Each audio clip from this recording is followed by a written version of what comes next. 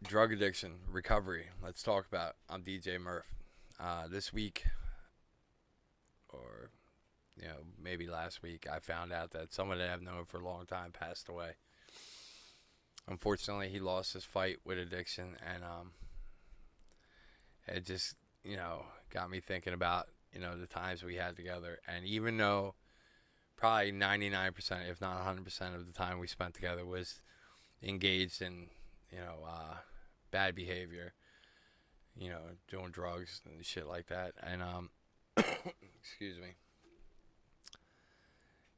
it he was still a person that I had a lot of smiles with, and despite the fact that it was bad behavior, he was someone that I thought was an awesome person, and it kills me that he's gone. And to know that I'll never get to see him again, because even though after I had gotten clean, I had lost touch with him for the most part. I'd run into him once in a while, and you know, that's never gonna happen again. That really sucks. And you know, I've lost a couple.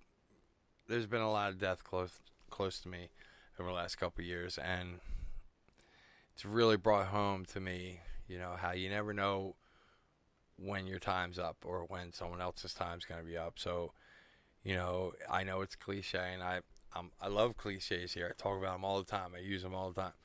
But you know, try not to let things go unsaid between you and someone you love, and especially when someone's in addiction, an addict in active addiction. Every day is like rolling the dice. It's like every time you get high, it's like Russian roulette, especially if you're addicted to opiates, because you never know what's going to be in your batch. But you know what fueled my addiction, a big part of it was my self hate. I hated myself, and I thought I was a scumbag. Thought I deserved to die. Thought I was the biggest shit that walked the planet. I thought everybody else thought that, and fuck it, I'll be the biggest piece of shit that I can be. And something that really helped me was my wife telling me that even when I had relapsed while we were together, when my mom died, and I was getting high behind her back, and I sold like all my DJ equipment, and was really being a scumbag, and I thought like I didn't deserve what I had, you know, all that shit. Um, she was like, "No, that's not who you are, and I love you." And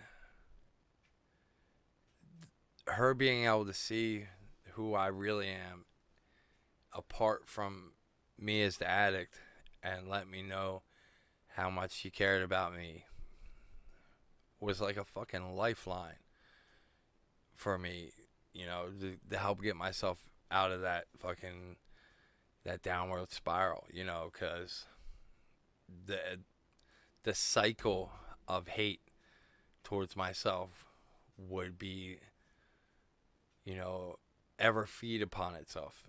I would get high because I hated myself, and I would hate myself because I would get high, and and that would branch into the things I would do because I was getting high, the lying I would do, the sneaking, all the bullshit. And to know that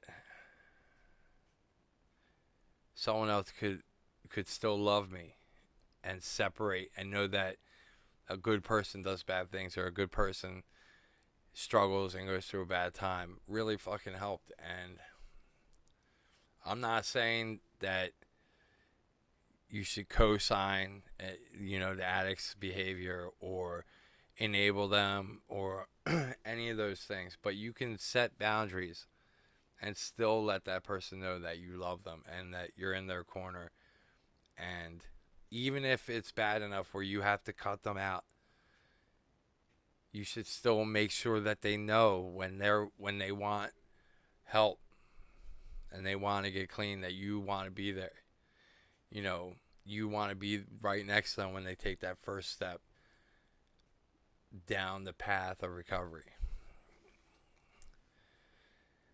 And if you're out there, if you happen to watch this and you're in active addiction, you know, the people that you love, let them know that you love them.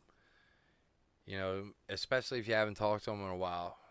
Find a way. We find a way to call our dealers and all that. Find a way to call your mom, your dad, your brother, your sister, your kids, you know, anybody. Let them know how you really feel. Let them know you're struggling, you know, and maybe they'll surprise you. And, you know, I know a lot of addicts, families hate them. And I don't think they really hate them. They just hate the behavior. So, so yeah, if you're one of those families and you hate the behavior of your loved one who's an addict,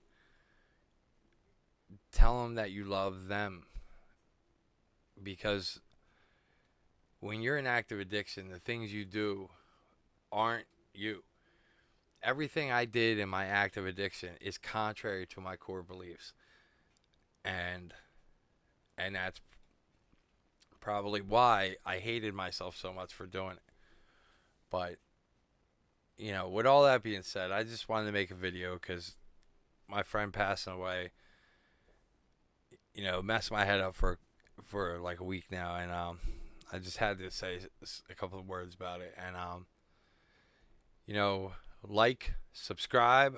I'm on a new kick. I'm trying to do that. Tell you guys in every video, even though every one of you know to do that. So, and somebody leave comment down below. Tell me you disagree with me, you agree with me. I want to have a discussion. Always, anything I say on this channel is my opinion. You know, just because my opinion is right doesn't mean that you can't have your own opinion. Uh, so, anyway, it's a couple days after Christmas. I hope everybody had an awesome Christmas. Tomorrow's New Year's Eve. I hope everybody has a safe, happy New Year. And until next time, thank you.